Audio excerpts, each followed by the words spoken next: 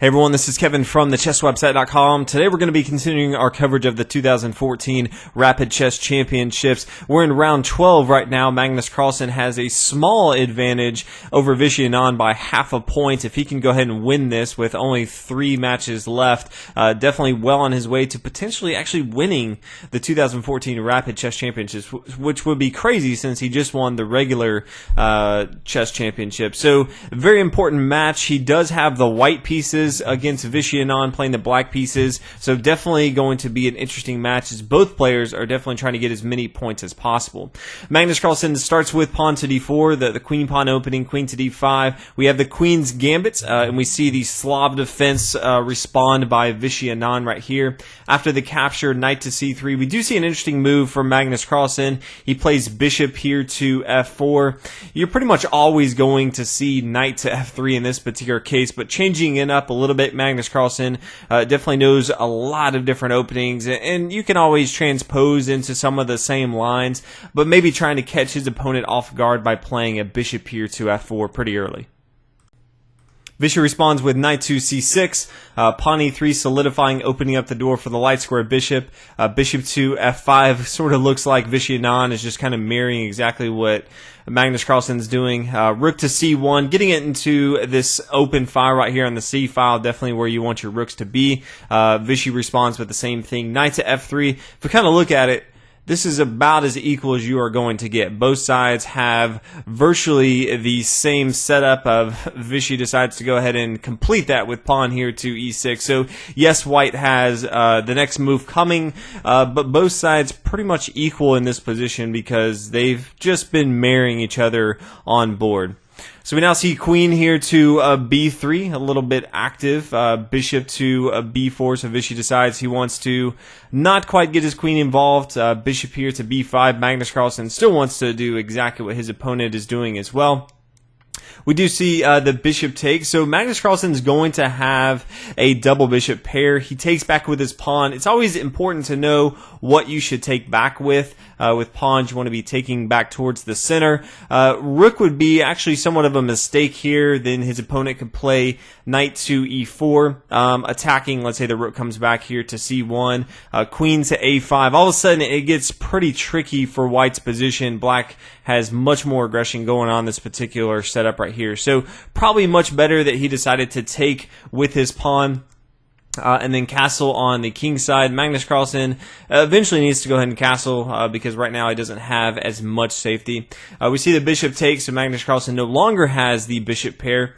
Queen takes up here on b7, trying to gain some material, so Magnus Carlsen is up material on board, but it definitely gets interesting from here. So queen to c8, actually baiting his opponent to play queen to a7, and especially in a rapid chess tournament, it kind of has to send your alarms off. There's no reason that Vishy Anand would just give up material, but it kind of takes a little bit to figure out, what he would be up to. If queen takes here on a7, this is kind of a poison pawn. You're going to see rook to c3, and this is going to be very bad. The rook needs to stay kind of close with rook here to d1 so that the rook doesn't come down here to c1. He has protection by this queen here on c8, so he doesn't have too many options, but after the rook comes to a d1, bishop to c2 is going to be very, very bad for Magnus Carlsen. So he picks right.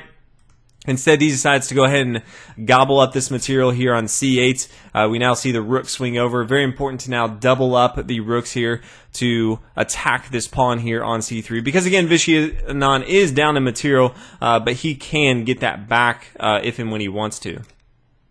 We see knight to e5. Nice little outpost move for the knight. Doesn't really matter. Vishy Anand's coming down to take material. And now Vishy Anand has a pretty active position. Both sides are equal in material, but this rook is a lot more active. It's not going to be too difficult for Magnus Carlsen to get his rook involved into the game. So I would say it's about equal. Maybe right now black has a very, very small advantage. Magnus Carlsen now plays castle on the king side, which he doesn't have a whole lot of options. The rook can just come down here to c1. That's going to be bad. So really, you need to be castling in the first place, get your rook involved into the game. Pawn to h6, pawn to h4. Both sides just kind of jockeying for position here. Knight to e4. His opponent has a nice little outpost, and so does black right here. Pawn to g4. Magnus Carlsen is looking to extend an attack on the king side. Vishy, Anand's not having any of that. Rook swinging over here to b1. So Magnus Carlsen's getting some counterplay with his own rook. He has a fairly aggressive position as well, so that's going to be fine for him. We do see an exchange of pawns. The bishop comes back here. So both sides, again, somewhat same setup. This rook is attacking the rook, forced to move, so comes back here. g7, nice little safe square, now attacking the pawn here on a7. Bishop coming back to e4. Nice little outpost. Again, outpost in the middle of the board tend to do a lot better than on the side of the board. It's not bad if they're on the side, but they usually just do a lot better on board. Now, because the knight here on e5 is also protecting the square on f7, white decides to go ahead and take here on f7, checking his opponent. The king is forced to come back here to g8, and then Magnus Carlsen continue to push his forward. So he is up in material, trying to force his action a little bit. We do see an exchange right here. And then Magnus Carlsen takes back with his minor piece. And this is an interesting setup right here going into the endgame. So Magnus Carlsen has 4 pawns to his opponent's 4 pawns. He does have 2 minor pieces. His opponent has a rook. So Vishy is going to be looking to get back some of that material. It's going to be very difficult for Magnus Carlsen to hang on to his pawn over here. But then Magnus Carlsen should have a pretty easy rest of the game to gobble up these pawns, get his king active in the game, and really just block Vishy off from doing too much on board.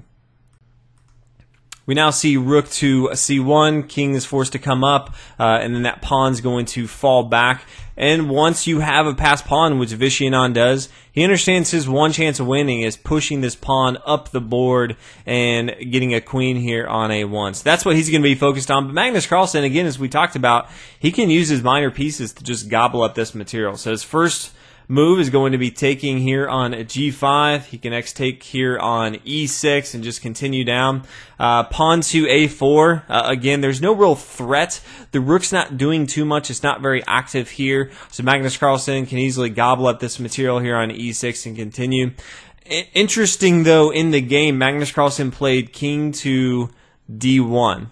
Kind of let his foot off the gas. After the game, he mentioned that the next few moves from him just completely were terrible. Definitely wishes he could take them back. Now rook to b2, and this gets a little interesting because now if Magnus Carlsen decides to take on e6, then the rook can come up to a b6, and one of these pieces is going to fall.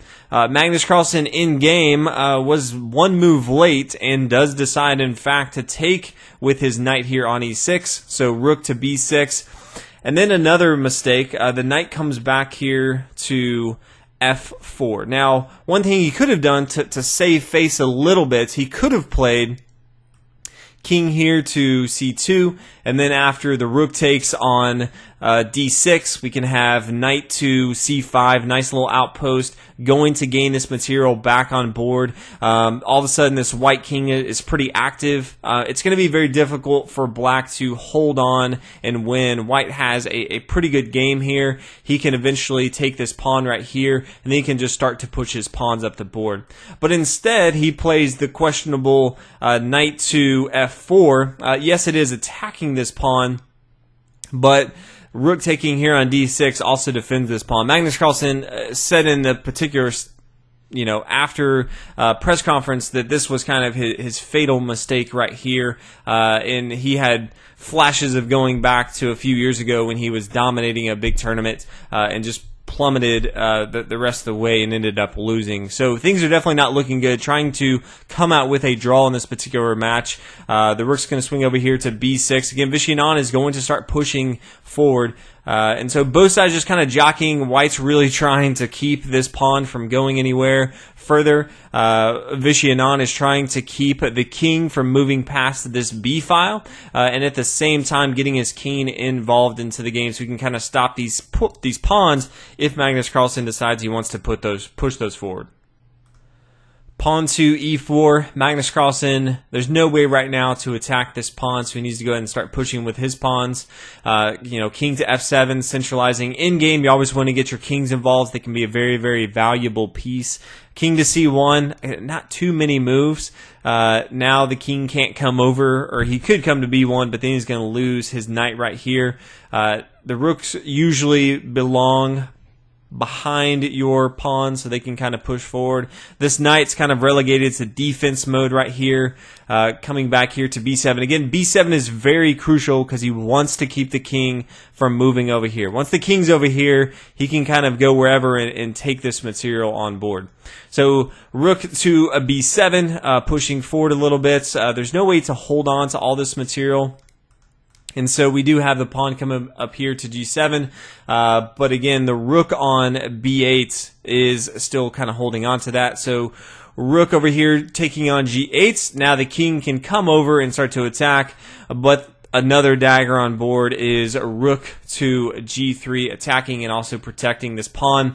Both sides do continue to move a little bit. All Vishy Anand's trying to do is to get his king involved into the action. He's going to kind of take the long way around the board, but Magnus Carlsen can just kind of move his pieces around, cannot stop the pressure, the eventual promotion of this pawn, unless he wants to give up his knight, and then Vishy Anand would just have a rook and a king. So Magnus Carlsen in this particular game loses. Vishy Anand goes up a half a point going into round 3. Good news is Magnus Carlsen would redeem himself and go on to win the tournaments by having a great last few games.